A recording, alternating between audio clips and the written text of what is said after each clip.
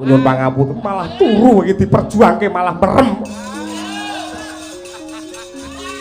Kula bali angger tanggung jawabe ora abot kok mesti yajut. Aku niteni angger kowe iki siji nylentem loro nyaron mesti turu. Yektosipun ewuh aya ing pambudi anggen kula badhe makarti. Leres ingkang dados dawuh paduka nembe sepisan ji menika kula pun pertiwi sowan wonten ing Dwarawati. Awit nyuwun pangapunten yektosipun lingsem raosing manah kula menika rumangsa isin nadyan menawi mawi paugeran kadewatan kula menika garwanipun Wang Pukulun Bathara Wisnu nanging gandeng Sang Bathara Wisnu sampun manitis sarta manunggal dumateng Paduka Sri Kresna tegesipun samangke paduka menika lak nggih sesembahan kula paduka menika garwa kula menawi dipun timbang kalian garwa-garwa ing Dwarawati Yayi Dewi Jembawati Rukmini kelawan Setyabama janjane mbok sing tuwek dhewe niku janjane Pertiwi. Kula menika wirang janjane isin ing atase mbok wek kok iso kaya wong gatelen teka rene.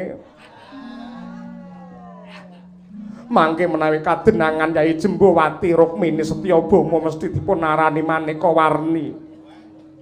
Nanging nyatanipun menawi kula mboten sowan mriki paduka menika nggih awit saking kathahipun pakaryan lan pedamelan paduka menika mboten nate niliki kula dhateng Kahyuwangan Eka Pertala.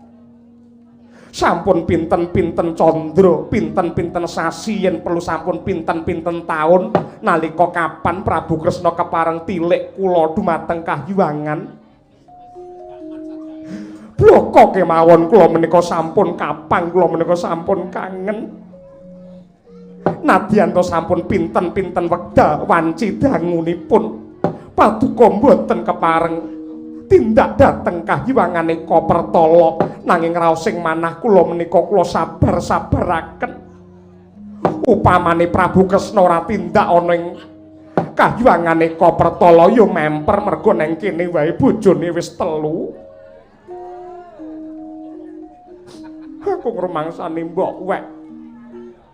Aku sing tuwa dhewe mesti aku sing ala dhewe, aku sing kisut dhewe, aku sing amba dhewe. Rama Dewa ning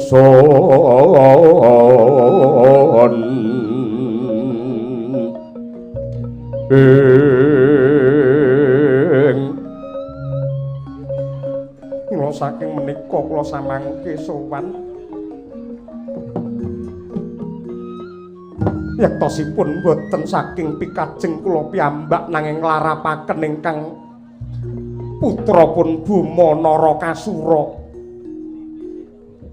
putramu Sitijo ya kene mun sewu sampun cetha pratela bilih Buma menika hak majanipun Narendra socaning rat oboring jagat.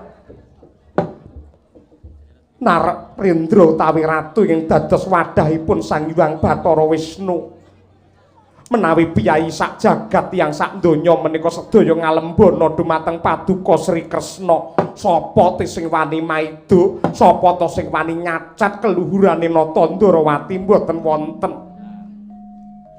Nanging nuwun sewu sing jenenge wong tuwa kamulyane wong tuwa kamulyane bapak lan ibu menika yektosipun mboten mapan wonten ing bab pangalembana mboten mapan wonten ing derajat pangkat sawah amba tegal jembar nanging mareme wong tuwa menika menawi anak ing dados penyambunge sejarah menika saged nglajengaken lelabetanipun tiyang sepuh. Kula menika kepengin anak kula pun Sitijo menika netepi tembung putra. Put menika tegesipun ngangkat utawa ngentas tra menika nraka sak bisa-bisa dadi anak bisa ngentas marang pananun Sitijo menika mangke ing badhe mikul dhuwur menden jero ngaromaken asmanipun tiyang sepuh sarta badhe nglajengaken sejarah kautamane wong tuwa. Menawi bab kula pribadi awak kula piyambak mboten kula gagas paduka mboten nate niliki dumateng kula mboten kula pikir njenengan mboten nate ngeloni kula mboten masalah. Ning anak sampeyan niki mang pikir sinuwun.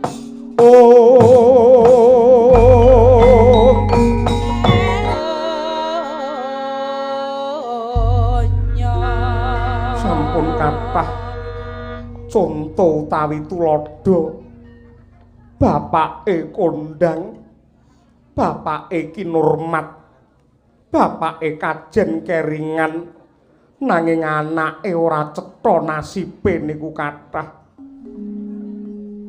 Mongko kangge ngukur dumateng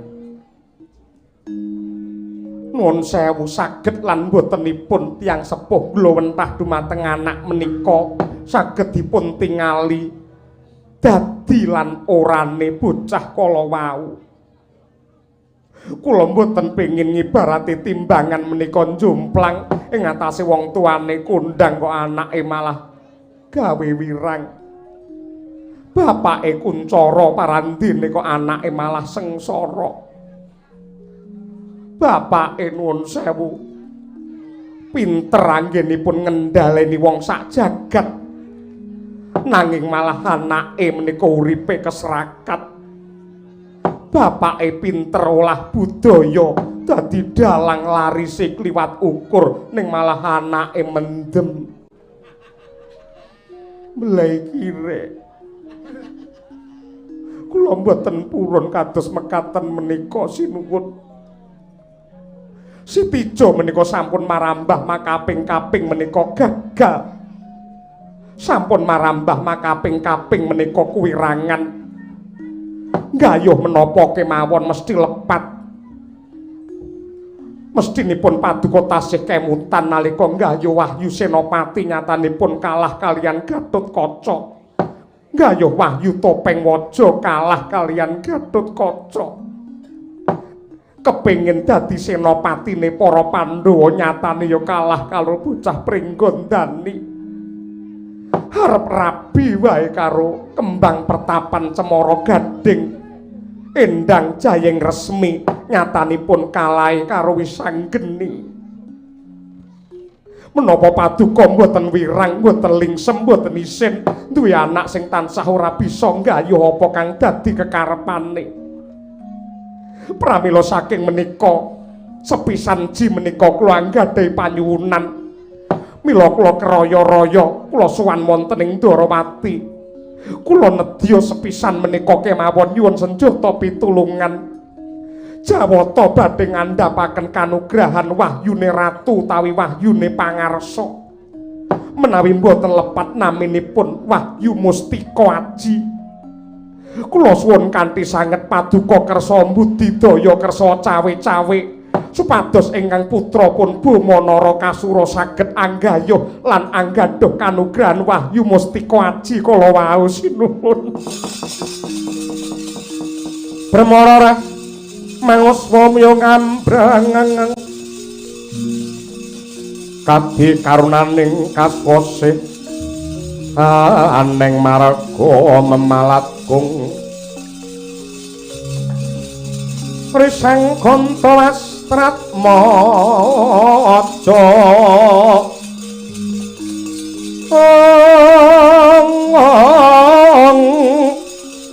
leng-leng lalu hangulati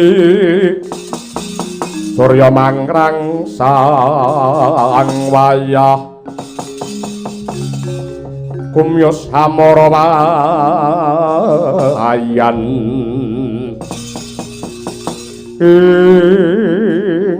jagat dewa Bathara jagat mangestungkara ya garwanipun Kakang Yayi Bathari Pertiwi. Nadyanto abot rasaku nanging ripalungguhan iki gandeng kenceng lan cukeng kadadi panyuwunmu, aku uga bakal nderek mbudidaya.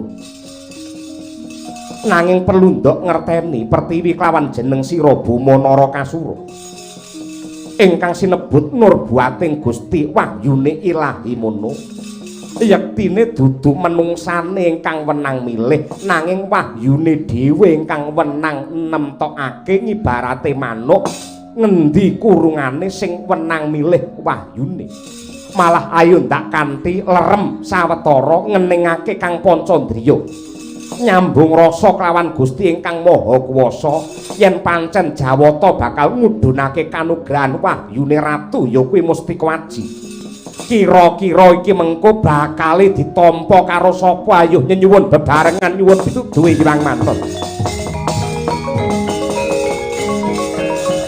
tan samar pamoring kono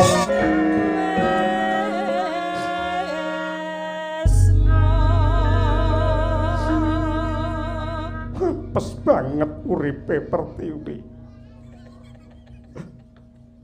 aku dadi bojo Ratu Ndarawati anak-anak siji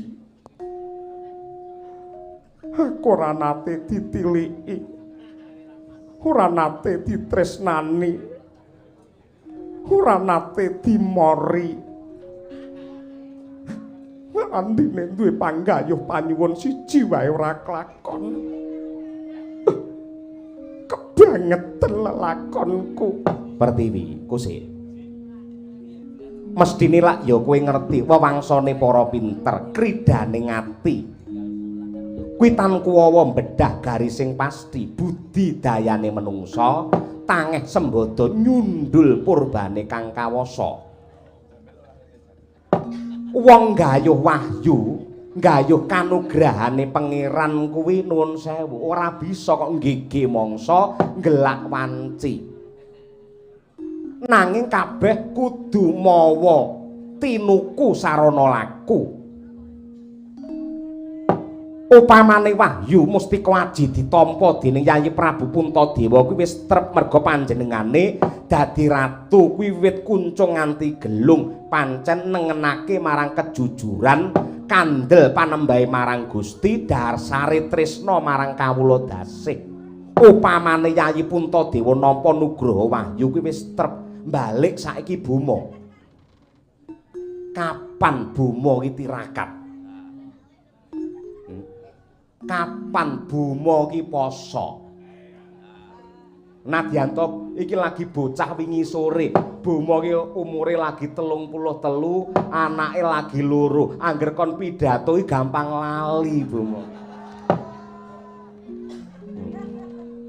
yang pertama-tama bar kuwi noleh karo Mudin napa Mudin ingkang angka kalih noleh Mudin ya ingkang angka 3 terus Persatuan Indonesia kuwi piye ora? Ya. Pertiwi. Lalakon adile mung disandang. Dados Buma mboten saged kasembatan. Jare kodrat iki kena diwiradati. Menungsa bisa ndonga lan budidaya paduka menika titising Bathara Wisnu.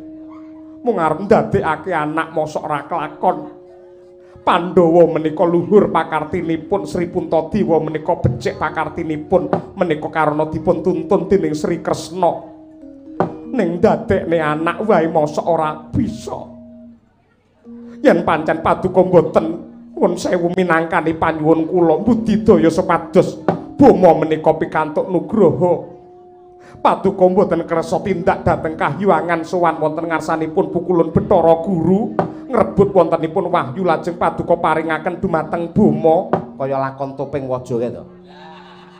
Nggih. Buka dulu topengmu.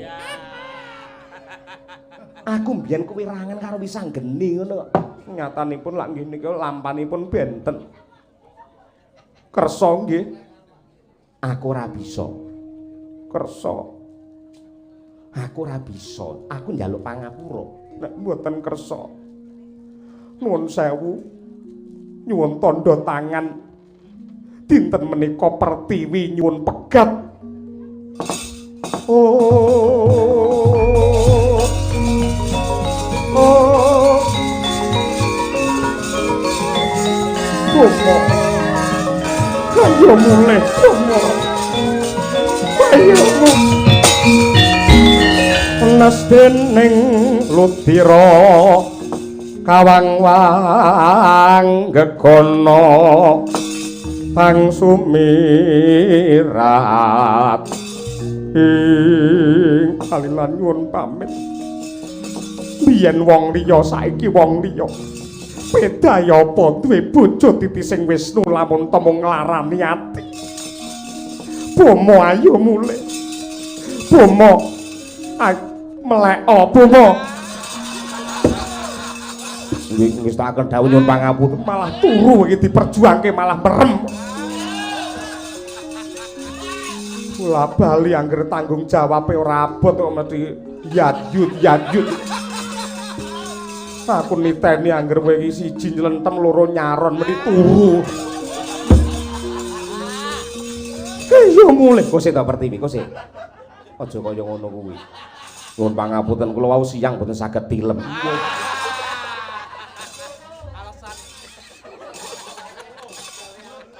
monggo anggere lungguh ngono mangan ngombe le ngombe leren le mangan leren terus turu lilir mangan neh yo mulih pulangkan saja aku pada ayah ibuku kosek aja ngono kaya dudu wong tuwa kosek ta perti kosek iya tak budidaya ya kowe manjinga dhisik ana ing paringgitan aku tak budidaya yen kelakon ya syukur ewadene tek ora kelakon aku njaluk ngapura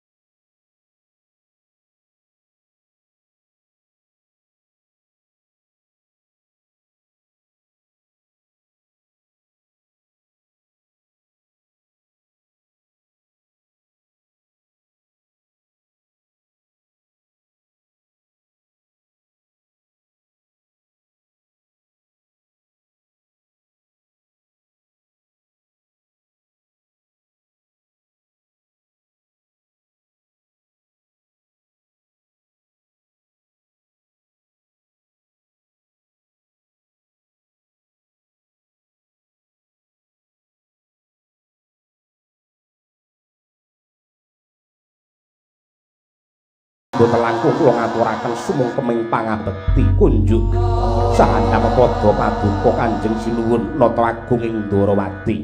Iya nak tampa Anoman lagi apa ki mau mboten napa-napa kaget tak piji utawa tak timbali nggih mesti kewawon kaget kadipinetik talingan kula brabat kula sowan wonten ngarsa paduka. Iya Anoman wonten dawuh. Sadurunge panjenenganmu lenggah Brahmana ning kendali sada mbiyen dadi apa? Nadyan wujud kula menika rewanda nanging kula menika satriya. Satriya iki saka tembung apa? So menika setunggal, tri menika tiga, ya menika jagat. Tegese satriya kedah manunggalaken jiwa, raga lan sukma antaraning ati, lati lan pakarti kudu nyawiji. Terus sakwise Ripalungguhan iki dadi Brahmana, hambeke pendhita ki apa? Mapanipun dipun pundi lan ditata, dipundi apane? Dipun Brahmana menika ugi sami kaliyan Narendra. Hanetepi tembung bawa leksana boten saged nglincati dawuh utawi ucap ing sampun kawedhar. Apa nganti Ripalungguhan iki Anoman isih setya bekti karo Kresna? Iya. Sampun dados sumpah kula, gesang kula ngantos sak rampungipun badhe kula ginakaken kangge srana setya bekti dumateng Paduka.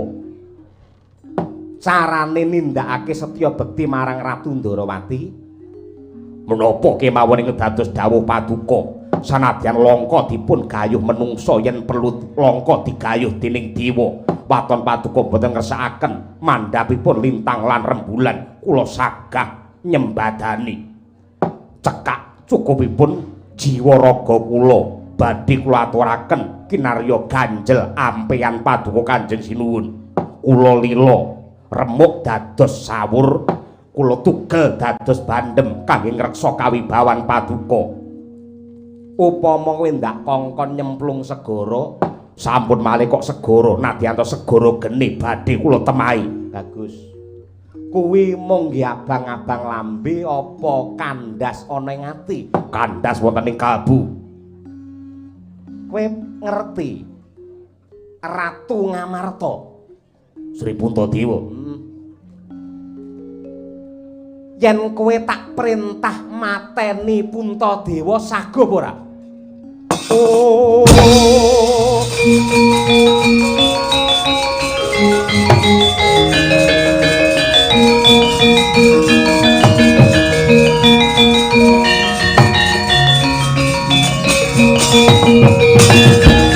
Napa ta mirah ingsun prihatin waspagung mijil tuhu dahatan pokarya.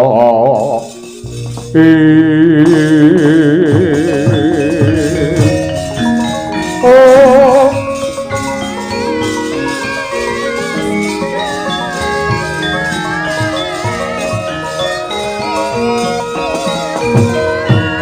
aduh Kanjeng Sinuwun Paduka jimat sesembahan kula.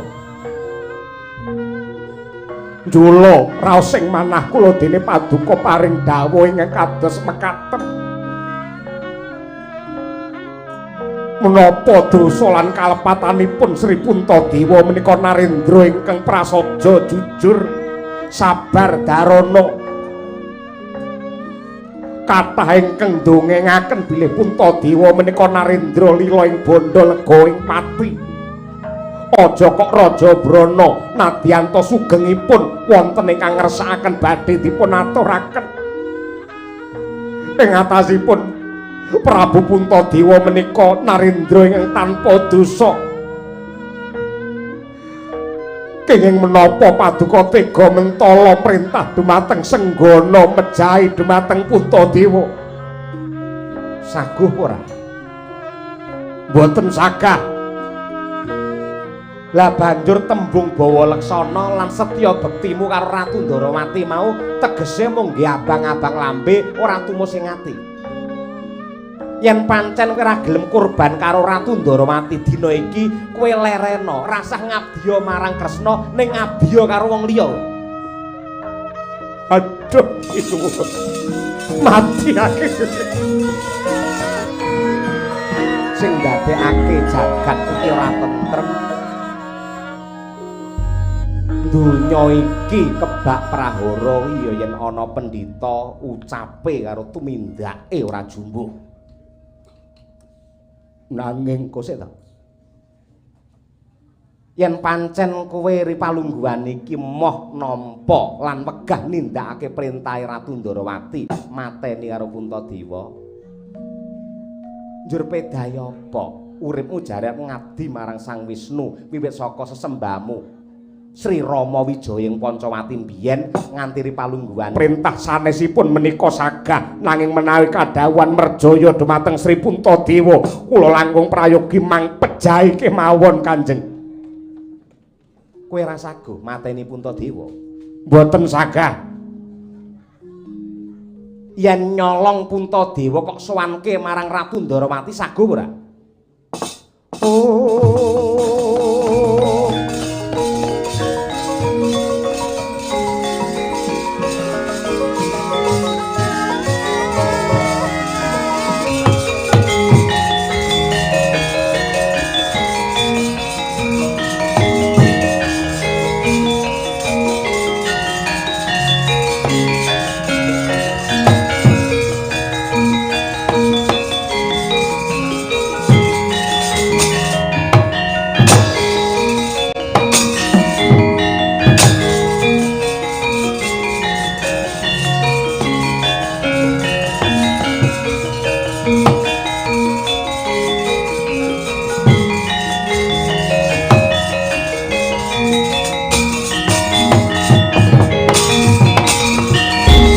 Wenging driya mangu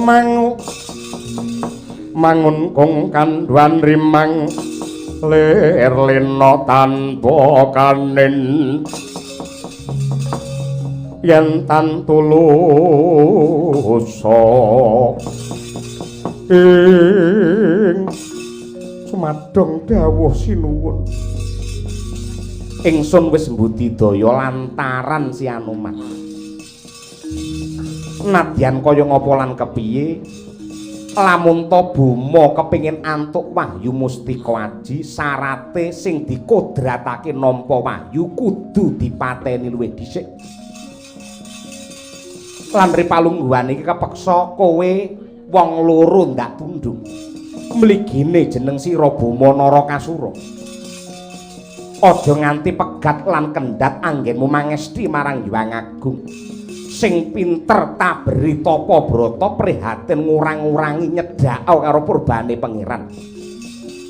Ya kanthi cara kaya mangkono iki mengko bakal bisa kasembadan sediamu ning pun Rama mung melu budidaya mengko dadine piye ndak pasrahke marang purbane pangeran. Matur nuwun sinuwun kalilan kula nyuwun pamit.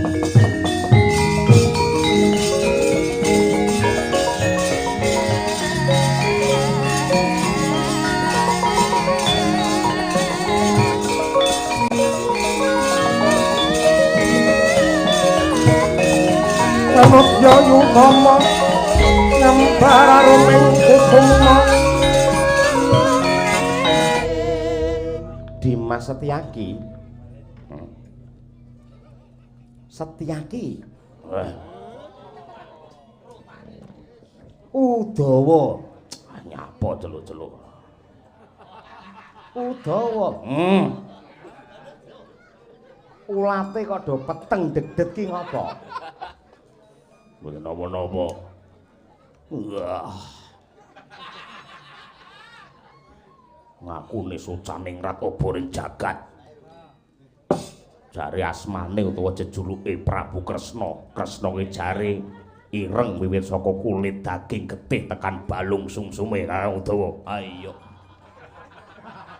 Ning nyatane sing jarene iki ibarate ayam-ayam cemane.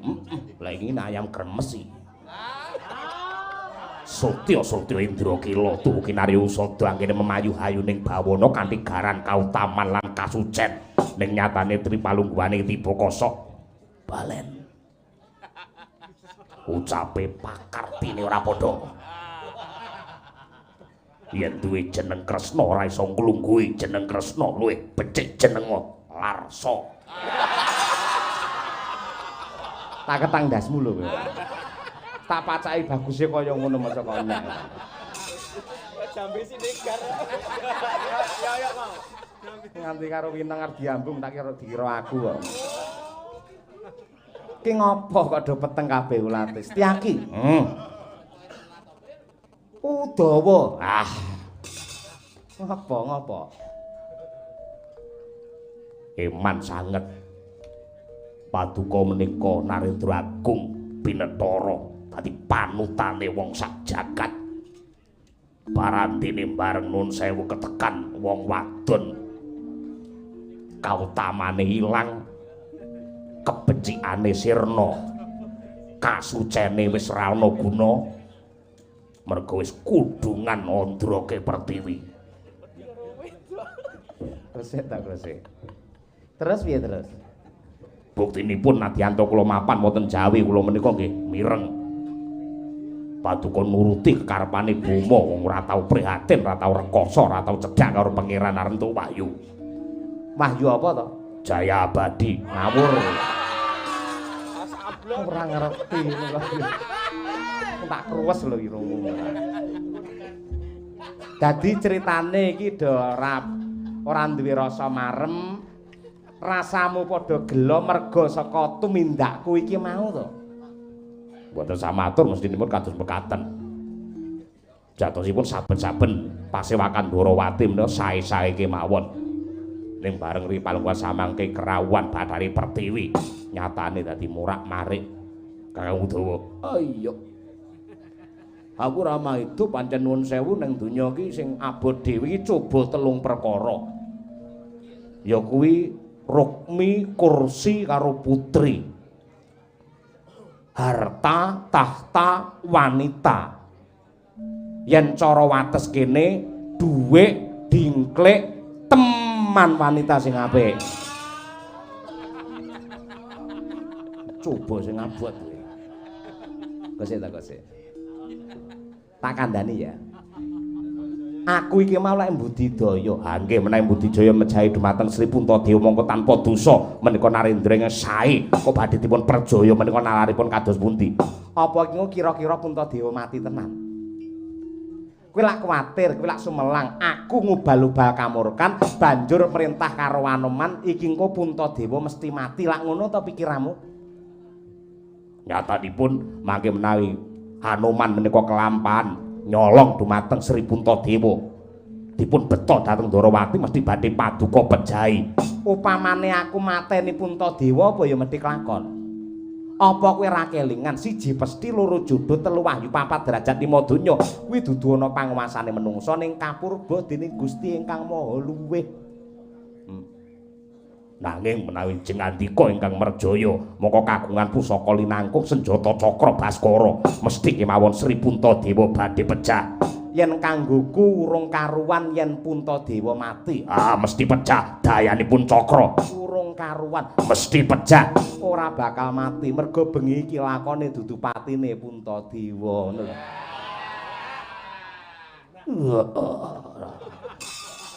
Wis karepmu arep piye-piye monggo. Kowe engko sing iso ngoleh-ngolehi. Dadi yen arepe Nun Sewu, kowe arepe ngukur kelawan kapribaden Natandrawati. Aja sore ngene iki, entenono sesuk-esuk. Ya. Aja-aja malian. Ora usum malian ngono kok. Mendhe kok anggap aku Durga apa sapa ngono kok. Kakang Udawa, mboten dawuh. Wis ora perlu kakehan gunem sing tanpa guna ya sing wicaksana anggenmu apa kuwi jenenge nggagapi tumrap lelakon iki bubarna kang padha gantung seba ingsun nedya kundur angedaton meminta marang sih nugrahane Hyang Agung asesanti mrih mulyane wong Ndwarawati.